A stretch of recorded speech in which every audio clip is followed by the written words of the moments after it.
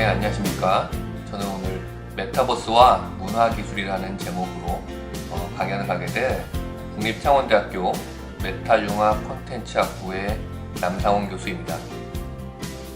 오늘 여러분들을 만나 뵐 수 있게 돼서 굉장히 영광이고요.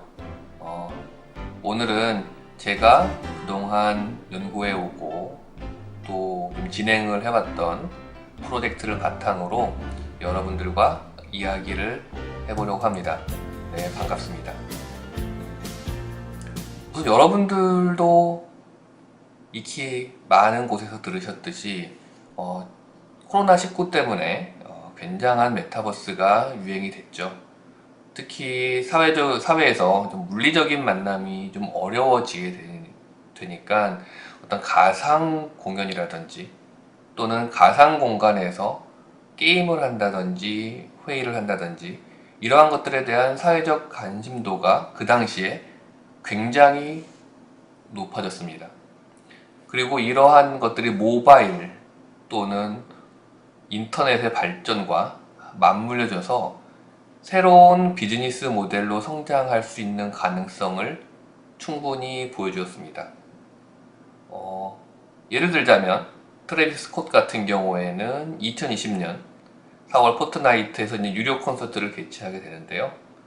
그때 실제로는 물리적인 어떤 공연장에서는 감당할 수 없는 그러한 1230만 명이 동시에 접속하게 되고, 그리고 그 판매 수익이 2천만 달러에 이르렀다고 합니다. 또 로블록스 같은 경우에는요, 하루 6,610만 유저, 즉 평균 2.3시간이라고 한다면 그걸 합쳐보면 거의 1.5억 시간 정도 된다고 합니다. 그래서 2023년 1분기 실적만 해도 8,774억 원 정도. 그 중에서 또 게임 개발자들 있죠. 실제로 게임 개발자들한테 특정 기간 동안 돌아갔던 그런 수익이 거의 6억 8천만 달러 정도 된다고 합니다. 이런 것을 보면 우리가 메타버스라고 하는 공간이 어떤 산업적인 가능성, 이러한 것들을 보여주게 된 하나의 계기를 마련했다라고 할 수 있을 것 같습니다. 이러다 보니까 다양한 메타버스 플랫폼이 나타나기 시작했습니다. 즉, 회의, 미팅, 이벤트를 통한 메타버스 공간을 사용자들이 만들 수 있도록 하면서 막 확장하게 되었죠. 이 당시에 우리가 가장 많이 활용했던 어떤 메타버스 플랫폼, 대표적인 플랫폼을 보자면 우선 로블록스라고 하는 어떤 게임으로부터 시작을 해서 메타버스라고 하는 부분으로 확장을 해나가는 그러한 개념, 또는 제페토, 우리 네이버 제트에서 만든 우리나라의 어떤 메타버스 플랫폼이고, 특히 해외라든지 우리 젊은 층 굉장히 많은 관심을 받았었죠.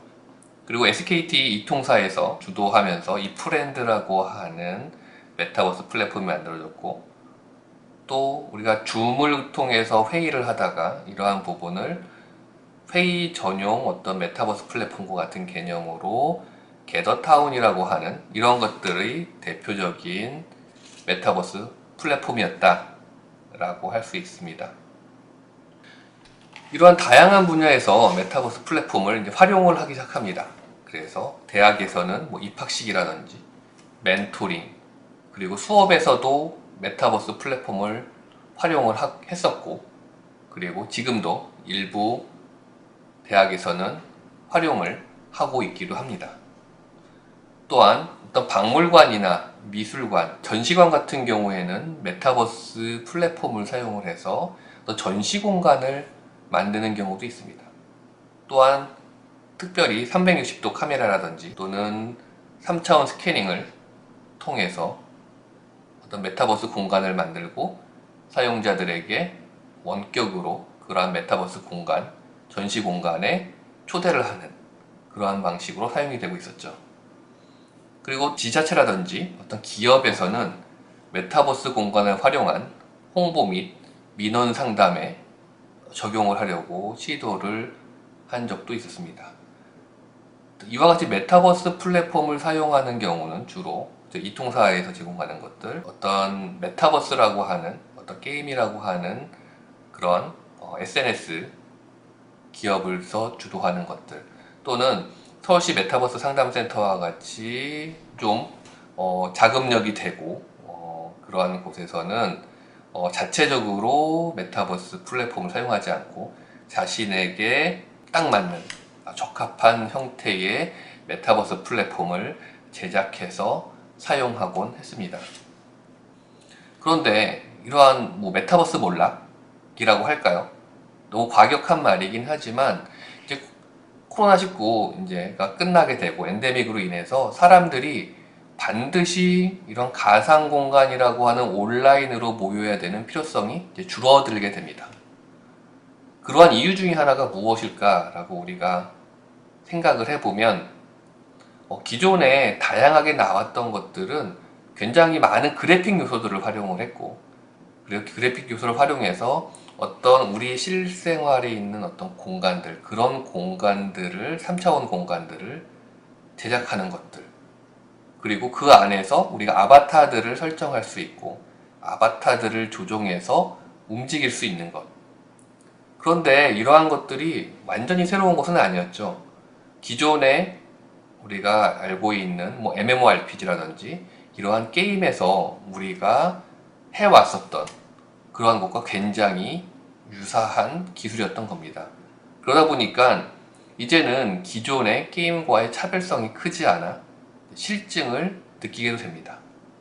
어떻게 보면 이러한 사회적 상황도 필수적인 것에서 선택적인 것으로 바뀌어가게 되고, 그리고 메타버스라고 하는 특수성 가지고 있는 것도 아니고 다른 기존에 우리가 발전해왔던 어떤 플랫폼들과 유사성이 굉장히 많은 부분이 있었죠. 그러다 보니까 여기 보면 구글 트렌드에서 보는 것과 같이 2021년도 이때는 국내나 해외에서 굉장히 메타버스라고 하는 검색어들이 굉장히 많은 관심을 갖다가 그 다음에 차차 2022년이 되고 하면서 점차적으로 사람들이 메타버스라고 하는 것에 대한 어떤 관심도가 줄어들게 됩니다. 이러다 보니까 이제 최근에 들어서는 이제 메타버스 플랫폼이 서비스를 중지하게 돼요. 왜냐면 그 많은 개발 인력들, 그리고 유지 인력들, 그리고 어떤 시스템 유지 비용, 이런 것들이 아주 단순하지는 않습니다. 굉장히 큰 돈이겠죠. 그러다 보니까 SK텔레콤의 이프랜드가 2025년 3월에 서비스를 종료하게 됩니다. 그리고 KT 지니버스의 베타 서비스가 있었는데요. 이 부분은 2024년 8월에 서비스를 마찬가지로 종료하게 됩니다.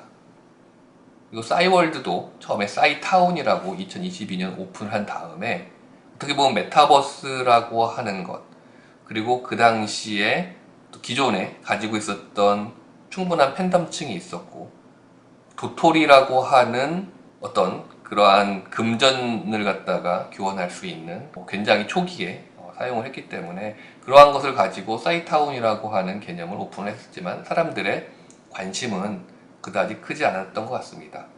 하지만 최근 들어서 이러한 경험을 바탕으로 새로운 싸이월드를 준비하고 있다고 하니까 어떻게 보면 이러한 다양한 플랫폼을 통해서 새롭게 나타나게 되는 싸이월드는 또 기대를 해볼 수 있지 않을까, 그런 생각도 들고 있습니다. 그렇다면 우리는 고민을 해야겠죠. 우리가 생각하기에 메타버스라고 하는 것은 이상적인 어떤 가상세계이기도 하고 정말 재미있는 세상일 것 같은데 왜 이와 같이 어려워졌을까?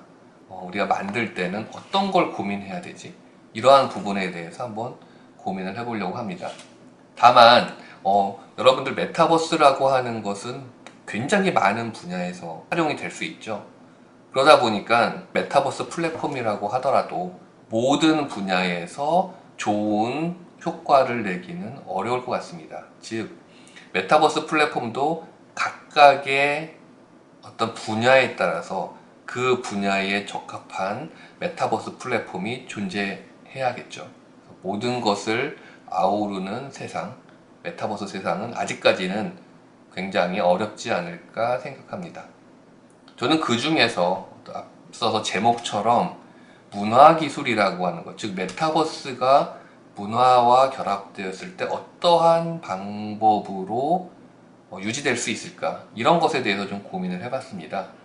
메타버스 박물관이라고 하는, 전시관이라고 하는 사례로 한번 고민을 해봤고, 물론 이러한 것들이 기본적인 메타버스 플랫폼을 생각하시는 분들도 어떤 아이디어를 얻을 수 있지 않을까 생각이 듭니다. 첫 번째는 사용자들의 정보 획득입니다. 정보 획득. 그래서 사실 메타버스 박물관에 방문하는 사람들은 가상의 공간에서 문화라든지 예술 작품을 감상하고 관련 정보를 쉽게 획득할 수 있다는 장점이 있습니다. 특히 시간과 공간이라는 제약이 없죠. 그런데 하나 문제가 있습니다. 즉, 이러한 메타버스 박물관은 개발 시간 및 예산의 문제가 있기 때문에 이런 정보 전달 위주의 어떤 메타버스 서비스가 되겠죠. 이러한 것들은 빠른 주기로 새로운 내용으로 바뀌지가 않습니다. 그러다 보니까 관람객들이 메타버스 공간에 자주 참여를 해야 되죠. 자주 방문을 해야지만 어떻게 보면 그 메타버스 사회라고 하는 것이 유지가 되는데, 관람객은 같은 정보를 이제 반복적으로 획득하기 위해서 메타버스 서비스를 지속해서 방문하는 경우는 적을 것으로 예상이 됩니다. 근데 어쨌든 이러한 문제점이 있긴 하지만 메타버스 공간에 있는 유용한 정보들을 통해서 관객들이 메타버스 서비스를 시작하는 기회를 제공할 수는 있습니다. 즉, 사용자의 정보 획득이라고 하는 것은 메타버스 서비스를 시작할 때 이러한 것들이 여기 안에 있어 라고 하는 것들에 대한 궁금증으로 찾아오게 만들 수가 있는 것이죠. 그런데 그러한 것들이 빠른 주기로 변하지 않게 되면 어떻게 보면 관람객들은 똑같은 것들을 보기 위해서 다시 반복적으로 방문하지 않는다는 거죠. 그러다 보니까 그런 걸 좀 해결할 수 있는 방법이 어디 있느냐? 그러면 어떠한 그러한 모델이라든지 이런 것들은 비슷하게 유지를 하되 서비스 내에서 새로운 정보와 표현 방식을 좀 변경하는 거죠. 그러다 보면서 사용자들이 메타버스 서비스를 지속적으로 방문하게 하는 요소가 될 수 있다. 예를 들자면 조금 추가적인 어떤 스토리, 똑같은 어떤 환경이나 유사한 환경이라고 하더라도 어떠한 이벤트라든지 또는 어떤 스토리 라인을 변경해 주면서 사용자들을 계속해서 방문할 수 있도록 우리가 노력을 해야겠죠. 자, 두 번째는 이 메타버스를 또 방문하고 싶어 하는 이유는 다른 사용자들을 만나서 발생하는 사회적인 관계 속에서 발생하는 사회적 상호작용이다. 즉, 메타버스 공간이다라고 하는 것을 우리가 상상하게 되면, 거기 가면 하나의 사회가 이루어져 있고, 내가 그곳에서 나와 같은 관심 분야를 갖는 친구들을 만날 수 있겠지? 그곳에서 누군가와 이야기할 수 있겠지? 이러한 상상을 하고 메타버스 공간에 참여하게 될 거라는 것입니다. 그러다 보니까 최근에 들어서 이제 메타버스는 젊은 세대가 일상 속에서 느끼는 고립감을 줄여주는 새로운 소통의 장으로 자리 잡게 되는 거죠. 그리고 이러한 사회적 연결감과 교류의 경험이 메타버스 참여를 유도하는 핵심적인 요소입니다. 예를 들자면 제페토 같은 경우에는 초등학교, 학교 애들이 굉장히 학원이 많잖아요. 학원 따로 친구들과 학원에 대한 시간이 달라지고, 그러다 보니까 실제 친구들을 만나서 놀기가 어려워지겠죠. 이러한 부분에 있어서 아이들이 많이 모일 수 있는 곳, 아이들과 대화할 수 있는 곳, 또는 그곳에 재미를 추가적으로 느낄 수 있는 것, 그러한 곳에서 친구들을 만나고 싶어 한다는 거죠. 또 이러한 게임 중심에 관련된 메타버스에 관한 연구, 이러한 연구들을 또 찾아보면 그러한 공간에서 감각적인 즐거움, 그리고 도전적인 즐거움, 그리고 사회적 교류에서 오는 즐거움이 사용자의 만족도와 지속적인 이용 의도에 긍정적인 영향을 준다. 즉, 그곳에 가서 무슨 새로운 것을 게임과 같이 도전해보는 것도 너무 재밌고, 그 안에서 친구들을 만나고 같이 어떤 생각들을 공유하고 또한 이야기하고 이런 데서 오는 즐거움이 사용자를 계속해서 메타버스 공간이라고 하는 곳에 올 수 있게 하는 영향을 준다는 거죠. 그러다 보니까 어떤 메타버스 공간이라고 우리가 생각하는 것은 앞서서 얘기한 것처럼 어떤 단순하게 어떤 정보들을 제공해야 되는 공간, 그런 공간뿐만 아니라 그 공간 안에서 사용자가 그런 재미를 느끼게 하는 것이 필요하다는 거죠. 재미를 느끼게 하기 위해서 다른 사용자들과 동시에 참여할 수 있는 그러한 다중 사용자 기반의 메타버스 서비스가 적절할 것이다 라고 우리는 생각할 수 있겠습니다. 세 번째로는 메타버스에서 사회적 상호작용을 경험하는 과정에서 사회적 존재감을 느끼고 싶은 거예요. 즉, 사회적 존재감이라고 하는 것은 내가 이 사회에 존재하고 있고 그러한 존재하고 있음으로 인해서 다른 사람들이 나를 인정해 줄 수 있고 내 존재를 느낄 수 있고 이러한 사회적 존재감을 느끼고 싶다는 거죠.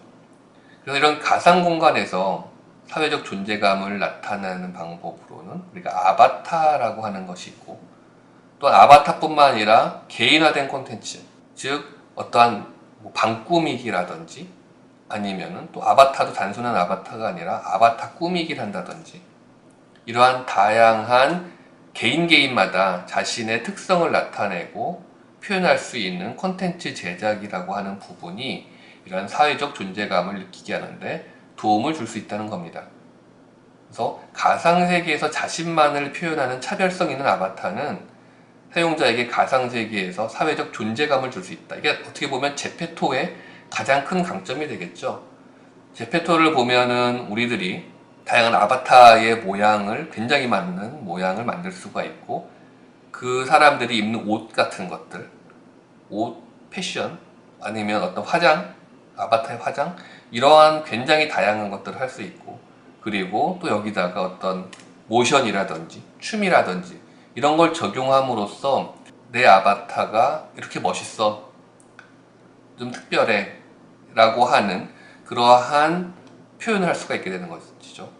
그러다 보니까 제페토의 어떤 큰 강점 중에 하나는 다양한 아바타, 그리고 아이들이 또는 젊은 세대들이 귀여워하는 아바타, 그런 아바타를 가지고 어떤 춤과 어떤 공간을 만들어 놓고 그리고 어떤 그러한 좀 약간 자랑을 하는 어떤 그러한 공간이라고 할 수도 있겠네요. 그리고 개인화된 콘텐츠 제작에 있어서 사용자가 직접 메타버스 플랫폼 내에서 콘텐츠를 제작할 수 있는 기능, 어떻게 보면 이건 로블록스의 강점이 되겠죠. 그래서 사용자가 자신만의 공간을 꾸미거나 게임을 제작하고 다른 사용자들을 초대해서 상호작용함으로써 사용자가 메타버스 내에서 존재하는 의미를 부여하고 보람을 얻을 수 있는 사회적 경험을 하게 된다. 내가 멋지게 만들어 놓은 게임이 있는데 아이들이 와서 너무 재밌게 같이 참여를 하면 너무 기쁘겠죠. 그러다 보면 다음엔 더 재미있는 게임 콘텐츠를 한번 만들어 볼까? 라고 고민을 하게 되고, 또 로블록스의 강점 중에 하나는 거기다가 수익까지 얻을 수 있다는 큰 장점을 가지고 있죠. 이와 같이 나 자신을 표현할 수 있는, 나와 다른 사람과 다름을 보여줄 수 있는, 특별함을 보여줄 수 있는 그러한 것들을 우리가 메타버스에서는 고민을 해야 될 것 같습니다. 또 네 번째로는 메타버스 공간에서 높은 실제감을 제공할 수 있는 기술. 이 부분은 기존의 어떤 플랫폼적인 부분과 좀 다른 부분인 것 같습니다. 즉, 메타버스 공간이라고 하는 것은 우리가 생각하기에 어떤 느낌을 가질 수가 있냐면, 우리가 실제 공간에서, 예를 들면 우리는 박물관을 사례로 본다면 실제 박물관에서 내가 볼 수 없는 것들, 실제로는 경험할 수 없는 또 다른 세계, 그러한 것을 볼 수 있게 해주는 것, 이러한 것들도 메타버스의 하나의 기능이라고 생각합니다. 그런 것을 보면 최근의 메타버스 공간은 어떤 전통적인 방식뿐만 아니라 우리가 확장현실 기술을 활용을 해서 몰입감 있는 가상 정보를 제공할 수도 있고, 또 사용자들한테 실제감 높은 상호작용 방식을 경험하게 할 수도 있습니다. 그리고 가상현실이라든지 혼합현실 기술을 활용해 가지고 경험하기 힘든 새로운 경험을 할 수 있죠. 이러한 새로운 경험이 단순히 우리가 여러분들이 보는 뭐 거울 세계라고 하는 것처럼 똑같이 만들어 놓고 너가 와봐, 가상의 공간이랑 새로운 우리가 물리적 공간이랑 사실은 굉장히 비슷해, 완전히 똑같이 느낄 수 있어. 이러한 메타버스 공간이 오래 갈 것이냐, 그것이 아니라 그러한 새로운 메타버스 공간을, 그러니까 실제 공간을 새롭게 해석을 하고 거기에 가능하다면 어떤 초월적인 부분까지 넣어주면서 사용자들에게 새로운 경험을 하게 해주는 것, 이러한 것들이 어떻게 보면 사용자가 원하는 메타버스 공간이 아닐까, 그렇게 생각을 하게 됩니다. 이번에 제가 경험했던 사례를 갖다가 한번 소개를 해드리고 싶은데요. 다음은 저희 한 2022년도에 문신탄색 100주년 기념 사업이 있었습니다. 사실 문신 선생님께서는 어떤 세계적인 조각가이기도 하고 우리나라에서 가장 유명한 조각가 중에 한 분이시죠. 좋은 기회로 뭐 창원문화재단과 경남 콘텐츠 코리아랩, MBC 경남 D 크리에이티브 팀과 함께 이러한 프로젝트를 한번 진행을 해봤습니다. 고민을 했죠. 이러한 기념사업 중에서 어떻게 이러한 부분을 우리가 메타버스라고 하는 공간과 연결시킬 수 있을까?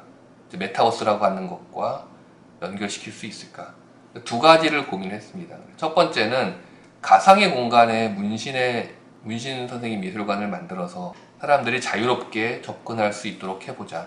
그리고 가상의 문신 선생님 아바타를 현실의 문신 미술관에서 한번 나타내게 하면 어떨까? 이러한 두 가지 어떤 생각을 가지고 진행을 했었습니다. 첫 번째는 근데 이러한 것들을 누가 만들게 할 것이냐? 라고 하면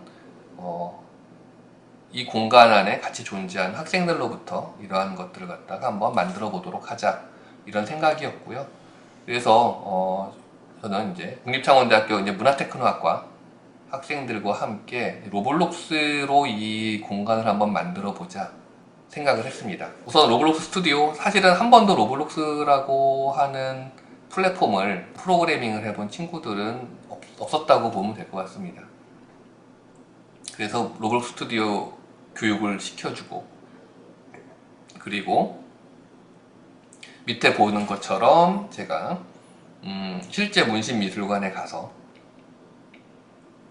학생들이 이 문신미술관에 어떠한 미술품들이 있고 어떠한 공간으로 구성되어 있는지를 한번 확인해 볼 수 있는 그런 기회를 갖게 되었습니다. 그래서 우선 왜 로블록스를 선택했을까라고 하면, 그 당시에는 무엇인가 로블록스가 가장 자유도가 높았고요. 물론 가장 어렵기도 했겠지만 가장 자유도가 높은 메타버스 플랫폼이었고, 또한 이러한 것들을 어떻게 사람들이 올 수 있도록 재해석을 해볼까 라고 하는 부분, 아무래도 많은 사람들이 오기 위해서는 게임이라고 하는 어떤 즐거운 형태로 발전시키는 것이 좋지 않을까, 이러한 고민도 좀 했었습니다. 그래서 메타버스 문신미술관을 우리 학생들과 함께 모델링을 하게 됐죠. 그래서 여러 명이 팀을 나눠서 어떤 친구들은 아바타, 그죠? 문신 선생님 스타일로 캐릭터를 만들었습니다. 캐릭터 및 애니메이션을 제작을 했죠. 이와 같이 각각의 캐릭터들이 메타버스 공간 안에 있고, 그 공간 안에서 이 문신 선생님을 만날 수 있는 그러한 공간을 갖다가 만들게 되는 거죠. 어떤 작가를 갖다가 작가 스타일로 캐릭터를 만들고 그 애니메이션을 제작하기도 하고요. 그 다음에 어떤 야외 전시장이라든지 제일 전시장, 이렇게 여기 보이는 작품들을 실제로 로블록스 스튜디오에서 학생들이 한 땀 한 땀 다 노력해가지고 이러한 조각 전시들을 유사하게 만들었습니다. 그리고 그 안에서는 그 전시실에서 보여지는 디스플레이되어 있는 것과 유사한 어떤 작품들, 조각품들만 아니라 회화 작품들, 이러한 것들을 자료를 통해서 만들어 나갔습니다. 그리고 여기는 원형미술관이라고 해서, 원형미술관의 특징은 이와 같이 문진 선생님께서 실제로 작업하셨던 책상, 이러한 것들이 있는 공간이었습니다. 실내 내부까지도 다 만들어서 그 로블록스 플랫폼에 올리게 되었습니다. 그래서 요거는 우리가 만든 걸 좀 정리를 한 건데요.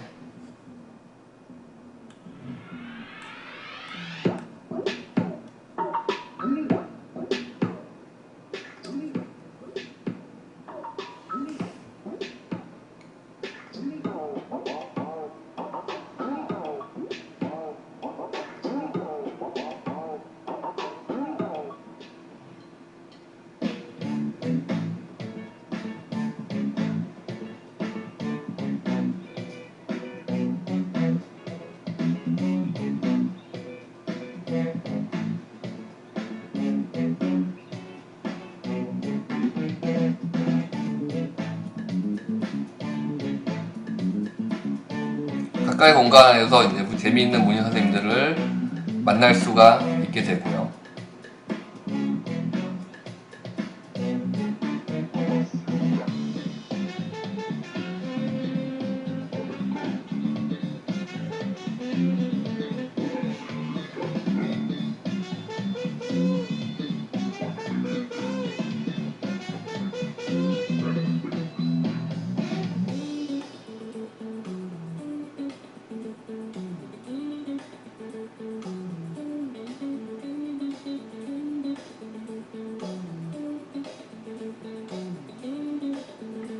문진 선생님의 작품을 좀 형상화를 해서 그냥 게임은 아니지만 조금 더 학생들이 재밌게 체험할 수 있는 그러한 방식을 한번 만들어 봤습니다.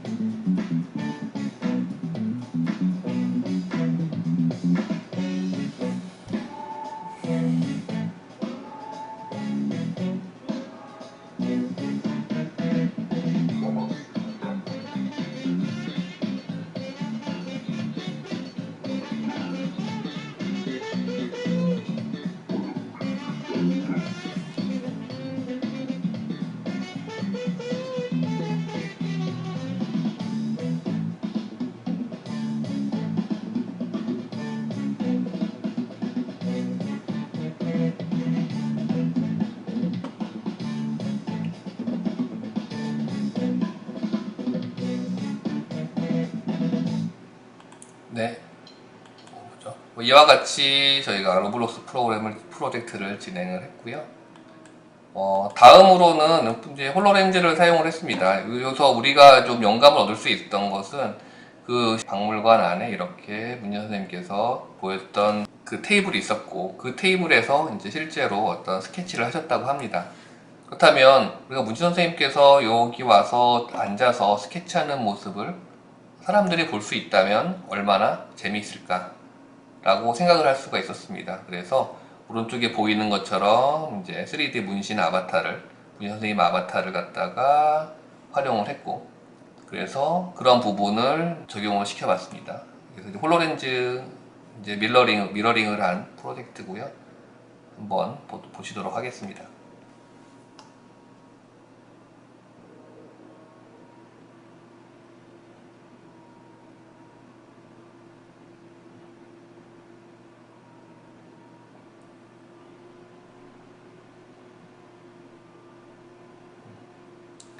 문희 선생님께서는 이 공간을, 마산이라고 하는 공간을 너무 좋아하셨다고 해요. 돌아와서 이런 공간을 보시기도 하시고, 또 이런 의자에 앉아가지고, 이러한 실제로 있는 어떤 설계도, 같이 의자에 앉아있는 모습, 이러한 것들을 통해서 사람들은 조금 더, 기존에 보지 못했던 어떤 시간과 공간을 초월한 이러한 어떤 공간을 경험할 수 있을 것 같다 라고 하는 부분이 있어서 이렇게 두 가지 정도 프로젝트를 진행을 했었습니다.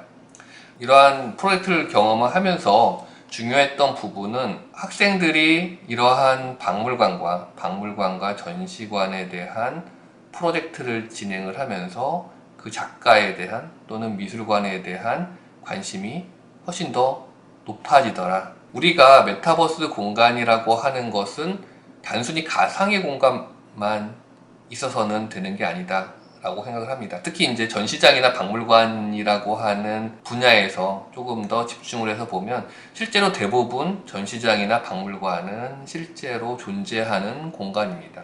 그러면 그 공간과 가상의 공간이 어떤 연결성을 가질 것인가? 그래서 그 연결성을 통해서 가상의 공간을 많이 찾아오는 거 좋겠죠.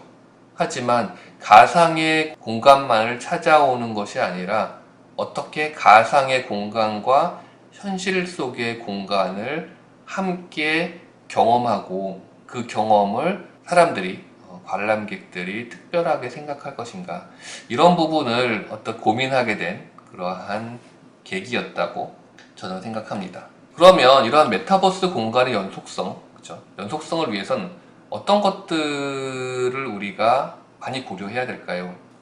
우선은 기본적으로 방문자들이, 즉 사람들이 자주 방문해야 된다. 그렇죠? 왜냐하면 사회적 공간이기 때문에 앞서서 얘기한 것처럼 사회적인 어떤 존재감, 상호작용, 이러한 것들이 사람들이 메타버스를 지속적으로 찾아오게 하기 때문이죠. 왜냐하면 사람들이 있다면 그 사람들과의 관계는 항상 새롭기 때문이죠.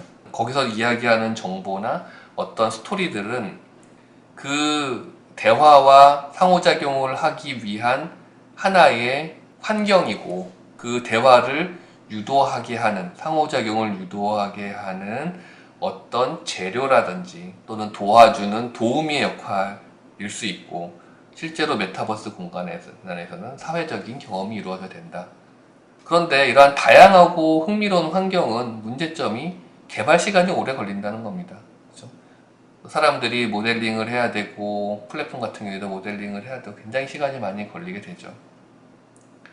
또 더 어려운 게 있습니다. 개발 시간이나 비용은 만약에 가지고 있다면, 어떤 여력이 된다면 투입을 할 수가 있겠죠. 근데 사회적인 상호작용을 제공해야 됩니다. 즉, 사회적 상호작용이 가능한 다른 사용자들이 존재해야 됩니다. 그런데 서비스 초기에는 관람객이 적어서 사회적 상호작용이 어려울 수 있죠.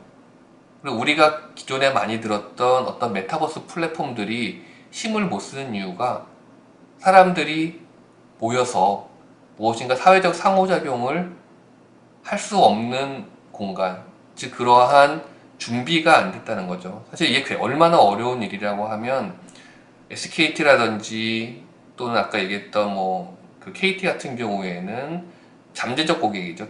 이통사기 때문에 굉장히 많은 잠재적 고객을 가지고 있습니다. 그러한 기업들도 자신들의 메타버스 공간을 만들었을 때 메타버스 공간으로 그 이통사 고객들을 유입할 수가 없는데, 단순하게 메타버스 플랫폼, 메타버스 환경을 만들어 놓고 다른 사람들이 많이 오기를 바란다는 것, 굉장히 어려운 일인 것 같습니다. 굉장히 특별한 경우가 되겠죠. 그렇다 보면 우리가 고민해야 될 게, 그러면 우리가 사람들이 있어야 훨씬 더 재미있는 또는 찾아오고 싶은 공간이 될 텐데, 왜냐하면 이런 느낌이 들잖아요.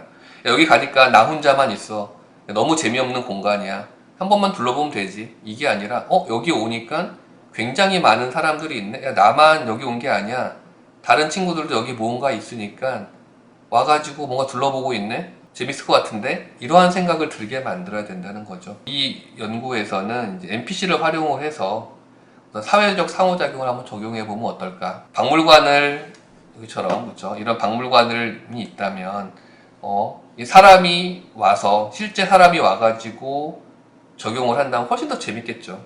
그런데 그러한 준비가 안 된 메타버스 공간에서는 기존의 사용자라도 유지를 해 나가야지만 그런 것이 쌓이고 쌓여서 많은 사람들이 사회적 상호작용을 할 수 있는 그러한 기본 환경이 마련될 수 있다는 거죠. 그러다 보니까 박물관을 걸어다니도록 설계한다든지 또는 아주 간단하게 이제 사용자들이 이제 그 보면 간단한 대화를, 이건 큐레이터 NPC인데 어떤 작품을 보고 있다면 옆에 와가지고 NPC가 한번 이야기를 해주기도 하고 작품을 바라보고 있다면 이러한 NPC를 사용을 하는 것이 메타버스 공간의 연속성을 위해서 필요할 것이다 라고 저는 생각합니다. 일단 저희가 최근 들어서는 이제 뭐 이러한 다양하고 흥미로운 환경, 개발 시간이 오래 걸림 이런 부분이 우리가 인공지능 기술로 인해서 굉장히 빠르게 변화하고 있습니다. 즉 생성형 AI 기술이 특히 많이 발전이 되고 있죠. 그래서 생성형 AI는 어디 코딩이 없이도 이미지, 비디오, 음악을 비롯해 스토리와 같은 독창적이고 의미 있는 콘텐츠를 생성할 수 있는 AI 모델이 되기 때문에 굉장히 우리가 메타버스 공간을 만들어내는데 굉장히 중요한 역할을 할 수 있다고 생각합니다. 최근 들어서는 뭐 생성형 AI 시장이 뭐 빠르게 성장하고 있고 이런 것들은 여러분들이 너무 많이 들어서 인지하고 있을 것이라고 생각을 합니다. 굉장히 빠르게 발전하고 있고 이미지에서 이제는 영상으로 일반인들이 영상을 만들 수 있는 정도 수준으로 생성형 AI가 변하게 되고 있고 이러한 것들이 이제 코딩을 통해서 게임을 만든다고 이런 것들도 아마 여러분들이 많은 기사를 통해서 아마 확인을 하셨을 것 같습니다. 이러한 AI 기술을 메타버스에 적용하면 이제 훨씬 더 아까 생겼던 어떤 가장 처음에 우리가 고민했었던 정보가 바뀌지 않고 그리고 그러한 정보 비용이나 시간을 통해서 정보가 느리게 바뀐다든지 이러한 부분 그리고 사용자가 들어갔었을 때 내가 사회적 상호작용을 할 수 있는 많은 실제 참여자, 실제 인간 참여자들과 가상의 AI 사용자 참여자들이 있기 때문에 훨씬 더 그곳에서 사회적 상호작용, 재방문율을 높일 수 있는 가능성이 있게 되는 거죠. 그래서 로블록스 같은 경우에는 이제 오픈 AI를 사용해가지고 NPC가 플레이어와 자유롭게 대화할 수 있는 로블록스에서 활용을 할 수가 있고요. 유비소프트 같은 경우에 고스트라이터라고 하는 어떤 기능을 통해서 캐릭터의 어떤 특징이나 어떤 상황, 감정을 주면 그 감정을 설정해 놓으면은 NPC들이 사용자한테 맞게 사용자가 어떤 질문을 했을 때 거기에 맞게 대답을 해주는 서로 대화할 수 있는 생성형 AI 기술이 활용되고 있다고 합니다. 그렇게 된다면 항상 방문할 때마다 똑같은 말을 반복해주는 대답해주는 NPC가 아니라 상황에 따라서 다양한 질문에 따라서 대화를 해줄 수 있다면 우리는 어떻게 보면 NPC와 실제 사용자 간의 중간적인 어떤 수준의 캐릭터로 인식할 수 있지 않을까. 또한 이러한 기술이 현재는 2D 이미지라든지 3D 모델링과 같이 사용이 되고 있죠. 그래서 뭐 미드저니라든지 달리라든지 물론 다른 것들도 많이 나오고 있습니다만 사용자가 입력한 프롬프트에 따라서 원하는 스타일의 이미지나 그림을 자동으로 만들어주고 있습니다. 이러한 미드저니나 달리 2D 같은 경우에는 소규모 게임 회사들에서도 어떤 캐릭터를 갖다가 제작에 참고하는 데도 많이 사용이 되고 있습니다. 그리고 로블록스는 굉장히 사용자들이 편하게 게임을 만들 수 있도록 하고 있는데요. 우리가 타이핑을 쳐서 그렇죠? 타이핑 프롬프트를 쳐가지고 그 게임 안에서 어떤 텍스처를 갖다가 바꿀 수가 있고 그렇죠?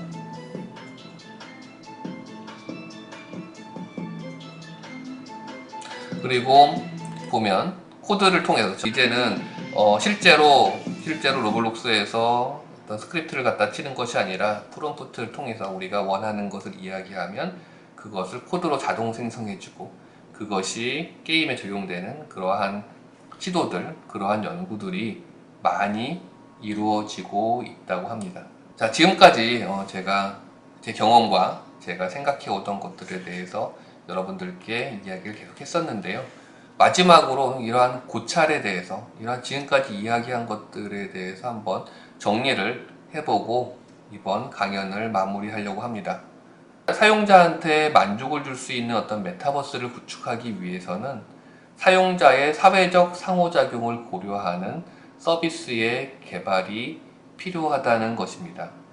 즉, 처음에 우리가 많은 실수를 저지른 게 우리가 멋지게 공간을 만들어 놓으면, 그리고 아바타들을 멋있게 만들어 놓으면 사람들이 오겠지 라고 하는 것은 처음 메타버스 플랫폼의 하나의 실수였던 것 같습니다. 그러다 보니까 이러한 어떻게 하면 사용자들끼리 사회적 상호작용을 잘할 수 있을까, 이러한 부분에 대해서 고려를 함께 하면서 그런 공간을 만들어 나가고, 그 다음에 사용자들 간의 스토리, 이러한 것들 좀 중시해야 되지 않을까, 이런 생각이 들고요. 메타버스 공간을 구축하는 것은 많은 시간과 예산이 필요할 수밖에 없다. 그렇죠. 근데 현재 사업성을 고려하면 충분한 예산과 시간을 투자할 수 없는 상황입니다. 즉, 이전 같은 경우죠. 우리가 초기에 2021년, 2022년 이때를 보면 메타버스 공간을 구축하는 것에 돈이 많이 들어갑니다. 그러니까 많은 비용을 사실은 게임 기술을 가져다 놓고 얼마나 멋있게 공간을 만드느냐, 이런 데에 좀 집중을 한 것 같아요. 그렇죠? 그 당시에는 그럴 수밖에 없었다고 생각을 하고, 그런데 그것을 통해서 그때는 이제 투자라든지 이러한 많은 홍보라든지 이러한 것들이 도와줬지만, 현재로서는 그런 도움이 많지 않은 상태죠. 그러다 보니까 지금은 충분한 예산과 시간을 투자할 수 없는 상황이긴 합니다. 이전의 메타버스 플랫폼과 지금 만들어져야 될 메타버스 플랫폼은 어쨌든 상황 자체가 조금 달라진 부분이 있죠. 그러다 보니까, 하지만 다행인 것이 있습니다. 그렇죠? 지금은 기존에는 이런 생성형 인공지능이 큰 발전이 없었기 때문에 사람이 모든 걸 해야 됐다면, 지금은 생성형 인공지능 기술이 메타버스 공간을 디자인하는 시간과 예산을 단축하게 할 것입니다.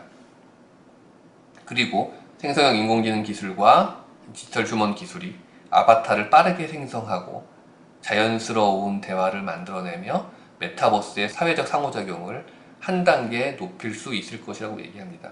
사실은 기존의 메타버스라고 하는 메타버스 공간을 만드는 것, 제작하는 것, 굉장히 시간과 돈이 많이 드는 어려운 작업이었죠. 그러다 보니까 수익성도 쉽게 기대할 수 없었고요. 그러다 보니까 이제 메타버스라고 하는 것에 대한 관심이 떨어지게 됐죠. 왜냐하면 사용자들에 대한 어떤 니즈, 사용자들이 상상하는 것, 그런 것들을 기존의 메타버스 공간은 3차원 공간을 만드는 것에 급급했기 때문에 그러한 부분을 충분히 우리들한테 충족시켜주지 못한 것 같습니다. 그렇기 때문에 메타버스 공간이라고 하는 것이 사용자들에 대한 관심이 없어지게 되고 힘들어지게 된 상황이 오게 된 거죠.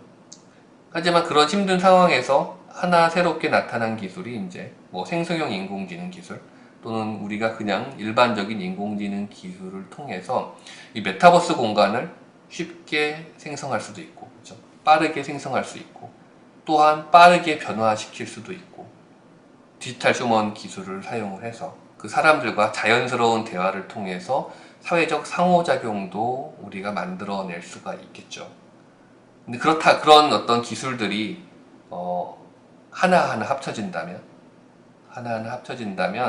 이러한 메타버스에 대한 새로운 발전이 저는 기다리고 있을 것으로 생각을 합니다. 왜냐면 그건 확실하거든요. 우리의 미래가 우리가 생각하고 있는 메타버스라고 생각하는 공간으로 이동할 것이다. 사실 그게 얼마나 가깝고 얼마나 먼 미래가 될지 모르겠으나 그러한 방향으로 갈 것이다 라고 우리는 상상할 수가 있고, 다만 기술적인 한계, 사용자들에게 주는 만족감, 이런 것들이 아직까지는 많이 부족하다.